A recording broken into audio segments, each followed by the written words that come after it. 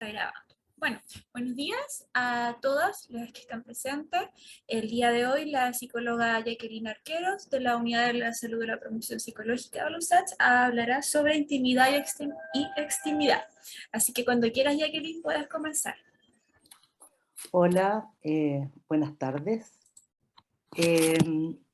Bien, mi motivación para hablar de intimidad y extremidad es un poco producto de lo que ha acontecido con respecto a ciertos estudiantes que se han visto acosados o han visto su intimidad expuesta. Y creo que eso es un poco producto de que a veces se nos pierde el concepto de intimidad, nos resulta permiso, voy a admitir una persona, que se nos hace complejo y a veces se nos pierde un poco el límite que vamos a entender por intimidad. Cuando hablamos de intimidad estamos haciendo referencia a algo muy profundo en nosotros y algo además que es muy importante. En este sentido hablamos de que lo íntimo es aquello que, si habláramos en círculos concéntricos, es lo que está más al centro de nosotros, eh, es aquello que no compartimos con nadie, un poco el jardín secreto que tiene cada uno. Y siendo la intimidad aquello que es los elementos que nosotros compartimos con otros. Y un poco más afuera está la vida privada, que tiene que ver con la privacidad y que corresponde al mundo relacional cara a cara que tenemos con nuestra familia, con nuestros amigos, y finalmente la vida pública, donde sí ahí vamos a compartir en el espacio de lo público, y eso va a depender en gran medida de los elementos culturales. La intimidad en sí tiene dos aspectos, uno que tiene que ver con nosotros mismos, el cómo nosotros nos situamos en esa intimidad, y el cómo nosotros vamos integrando a los otros, es decir, tiene un aspecto relacional, la intimidad al incluir los otros. Lo íntimo es algo subjetivo, eh, y, esa subjetividad es la que va a determinar en qué medida nosotros vamos a ir ampliando esos aspectos de lo íntimo a las relaciones de intimidad, surgiendo así estas relaciones de intimidad. Y la subjetividad que conlleva lo que, como nosotros conceptuamos lo íntimo, nos permite comprender en gran medida que existan diferencias personales y también existen diferencias culturales en lo que nosotros vamos a entender por íntimo. Ahora, yo me quise colocar la intimidad desde la perspectiva de que es una necesidad, y por eso utilizo esta imagen de la pirámide de Maslow, porque la intimidad es una necesidad. Hablamos del derecho a la intimidad, eh, incluso la intimidad está consagrada en la Declaración de los Derechos Humanos y dentro de la Constitución de prácticamente todos los países. Dentro de lo que es la intimidad y lo que es la privacidad hay una diferencia. Cuando hablamos de privacidad, estamos hablando de algo que hace más referencia a lo jurídico, mientras que la intimidad hace más referencia a lo psicológico. Cuando hablamos de privacidad, estamos hablando de ámbitos de nuestra vida privada que tenemos derecho a proteger. Por eso es que está circunscrito a la Declaración de los Derechos Humanos y a la Constitución.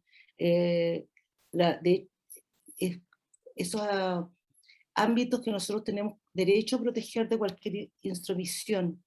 Por ejemplo, a propósito del COVID, había todo un cuestionamiento con respecto a la identidad de las personas que se contagiaban.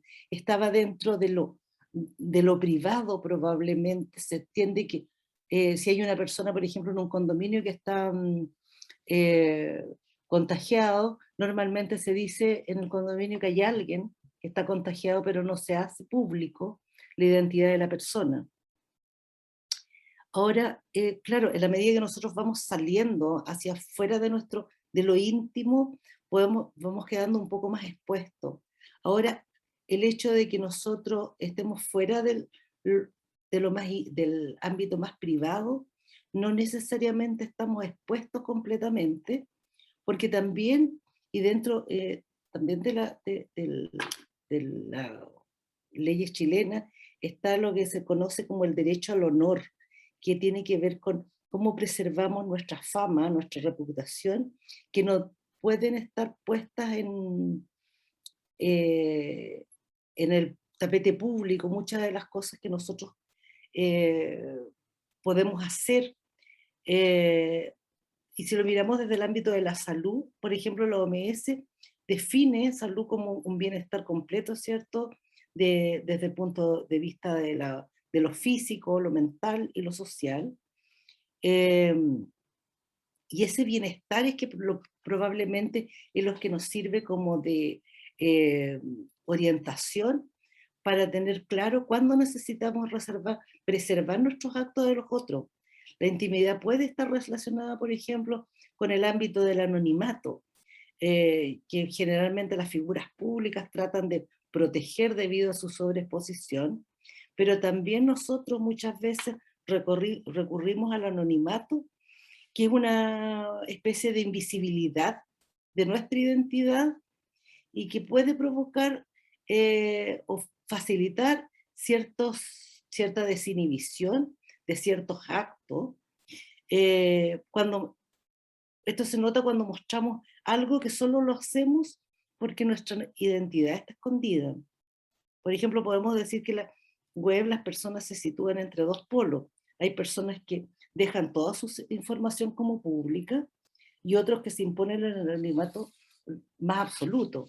Y eso tiene que ver con, como les decía antes, con maneras personales de abordar lo que es la exposición o la sobreexposición a las redes. Eh, Sin embargo, nosotros vemos muchas veces que hay una falta de claridad eh, entre qué es lo que es un dato privado y qué es lo que eh, releva más de nuestra intimidad personal o familiar y qué es lo del ámbito de lo público, porque siempre estamos compartiendo datos propios de nuestra vida, porque de alguna manera la sociedad también se otorga el derecho a conocer ciertos datos nuestros. Ahora, ¿cuál es el problema? Cuando esos datos se hace mal uso de ellos. Y en ese sentido, eh, la, en, se ha tenido que avanzar con proteger la intimidad en lo que tiene que ver con el uso de la informática y el cómo preservamos nuestra intimidad a pesar de esas irrupciones. Eh, Ahora, la intimidad, como les decía, es algo como que tiene que ver con algo muy íntimo, con algo que yo puedo no querer compartir.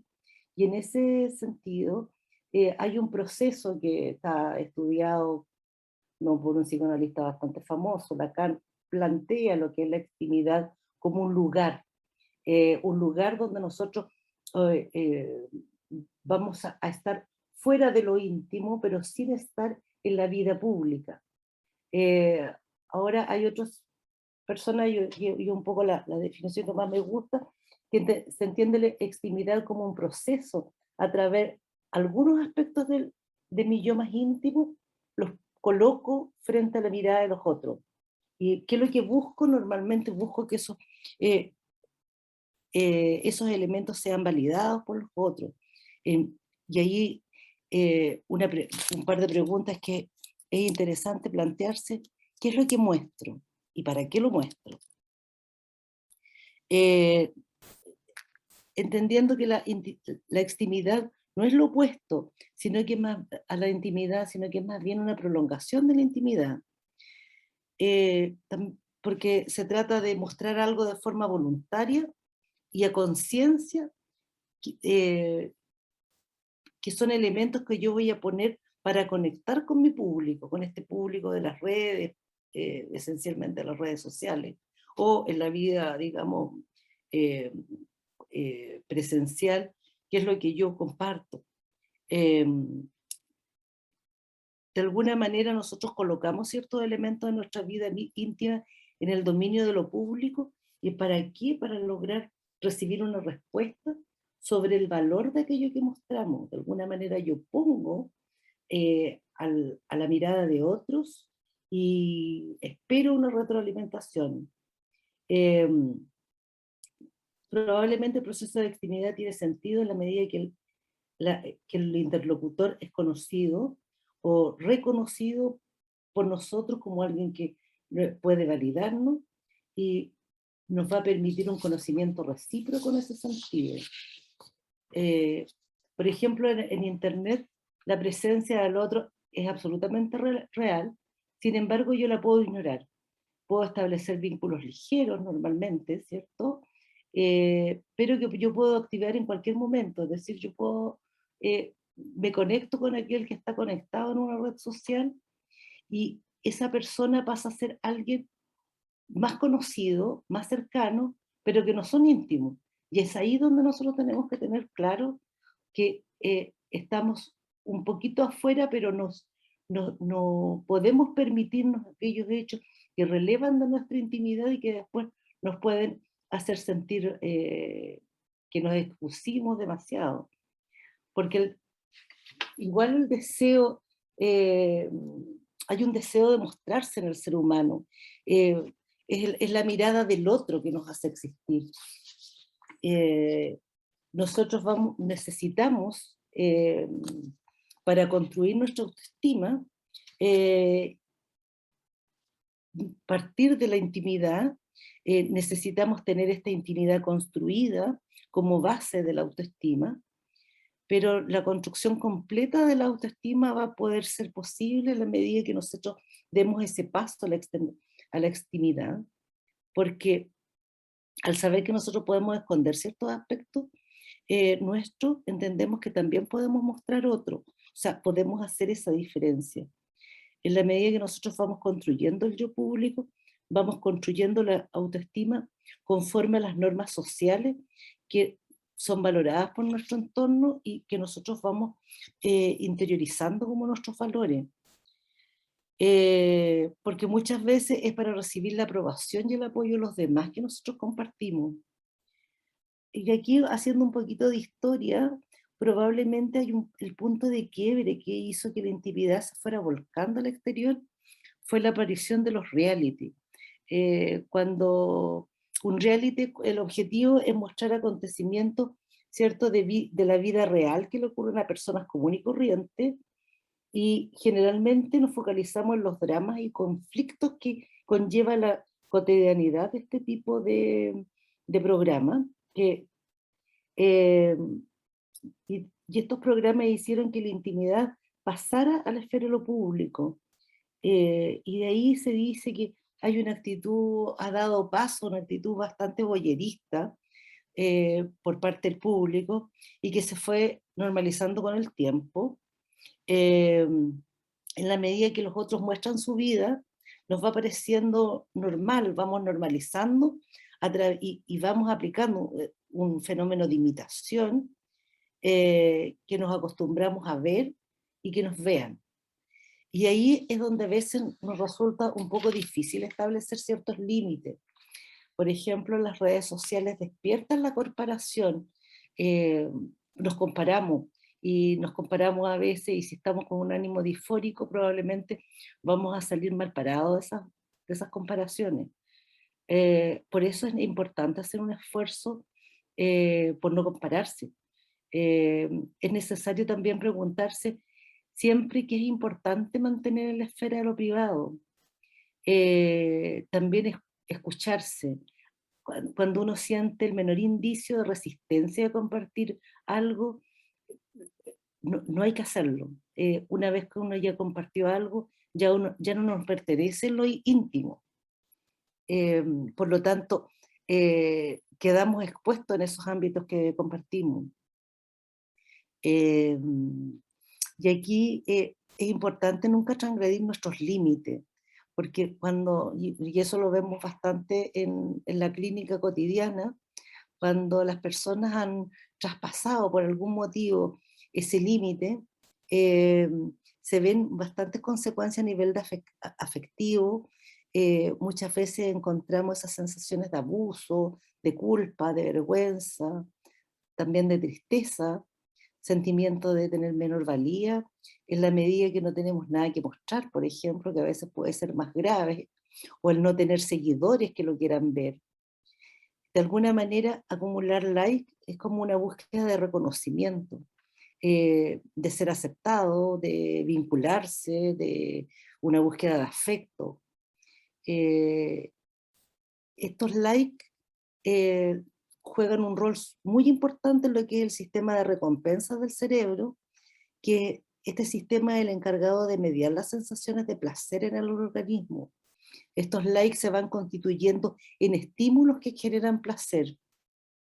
En muchos casos este sistema se activa con solo pensar en que vamos a recibir esa recompensa, y de modo que muchas veces todas nuestras acciones las vamos a tender a orientar, a perpetuar aquellos eh, actos que nos acerquen a las recompensas que estamos esperando. Ahora, una de las consecuencias del abuso de la extimidad en las redes sociales es que podemos obsesionarnos en construir una imagen que sea seguida, porque al saber que somos observados, de alguna manera alteramos lo que nosotros somos, al punto que puede costarnos reconocernos. Y además caemos en el riesgo de confundirnos en que los seguidores son parte de nuestras relaciones sociales reales, y no necesariamente es así. De alguna manera vamos sustituyendo a la persona real, eh, y nos olvidamos que la verdadera aceptación que tenemos nosotros la construimos desde nuestro interior. Entonces nos vuelves terriblemente vulnerables al colocar la validación que nosotros nos otorgamos a través de la validación de los otros. Cuando el otro me valida, yo valgo. Si el otro no me valida, no valgo. Entonces es ahí donde nosotros perdemos un poco el foco de quiénes somos. Eh, y, y en ese sentido, a veces podemos estar un poco más conscientes, o por lo menos reconocer cuando este patrón de conducta puede hacernos daño. Y en ese sentido es que es mucho mejor pedir ayuda para poder, esencialmente, lo que nosotros trabajamos es poder hacer un camino hacia lo que es nuestra aceptación, intentar conectarnos con aquello que somos, con aquello que nos da la fuerza, que nos da la alegría de vivir, porque las personas necesitamos conectarnos con otros para poder establecer nuestros vínculos reales y a largo plazo. Y esa es la idea, digamos, cómo vamos construyéndonos a largo plazo en ese sentido. Y por eso que es importante aprender a reconocer los likes como reales, digamos, esas retroalimentaciones positivas que nos entrega el entorno, y que son lo que nos da un sustento de seguridad. Ahora, cómo puedo evitar colocarme en peligro? Aprendiendo a escucharme, reflexionando sobre lo que me está pasando, teniendo claro estos límites de los que le hablaba entre lo que es lo íntimo y aquello que yo puedo mostrar. Eh, de esa manera yo puedo ir evitando de restringir mi vida interior, y evitando caer en esta frase como si lo que no muestro no existe. O sea, yo soy mucho más allá de lo que muestro. Eh, Finalmente, para terminar, puse una frase eh, que dice: aquello que no haces en la calle, no lo hagas en las redes sociales. Esto es un dictamen dictado por un tribunal francés a propósito del acoso que sufrió Mila, que es el caso Mila 2021, hace muy poquito fue la sentencia. Mila había hecho un comentario por las redes sociales en contra del Islam, y hubo una persona que le contestó de manera muy cruel, y que le daban ganas de descuartizarla, y empieza a haber una serie de otras personas que enganchan en esta agresión. Y lo interesante, bueno, eso uno lo ve muchas veces, pero lo interesante cuando el tribunal se pronuncia, dice, cada uno es responsable de lo que dijo. Y de hecho, de las personas que fueron acusadas del acoso, recibieron penas entre 3 y 6 meses de reclusión.